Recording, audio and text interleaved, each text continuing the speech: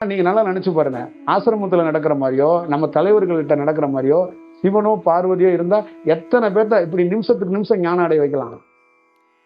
நீங்க என்ன விட்டுருங்க, எவ்வளவு காலமா திருப்புகளையும் திருவாசகத்தெல்லாம் படிச்சுக்கிட்டு இருக்கீங்க.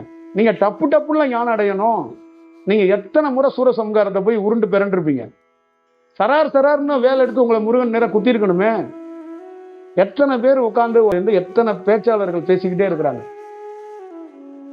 அப்ப ஒரு பெரிய மாற்றத்தை நோக்கி வந்திருக்கணும்ல. இறைவன் என்பது பிராக்டிக்கலாக தான் நீ தயாராக முடியும். நீங்க எந்த ஆராய்ச்சி எடுத்துக்கிட்டாலும் கடவுள் எமோஷன் ஆக மாட்டாரு. கடவுள் ஒரு மனிதனை குறுக்கு வழியில தயார் பண்ணவே மாட்டார். எல்லாத்தையும் கொடுத்துடலாம், ஞானத்தை மட்டும் அப்படி கொடுக்கவே முடியாது, பெற முடியாது. தியானத்துக்குள்ள அப்படி ஒரு ரூட்டே கிடையாது, அப்படி ஒரு செயல் வடிவமே கிடையாது. குறுக்கு வழியில குண்டலினி சக்தியை எவன் பயன்படுத்தினாலும் ஒரு சில ஆண்டுகளும் சில பொருட்களை வேணா ஈர்த்து இருக்கலாமே வந்திய, ஆனால் அவனால் எதை பார்க்கணுமோ, எதை பெறணுமோ, எதை முழுமையா அடையணுமோ அதை பெறவே முடியாது. அதுவும் துன்பமா ஒரு காலகட்டத்தில் போயிடும்.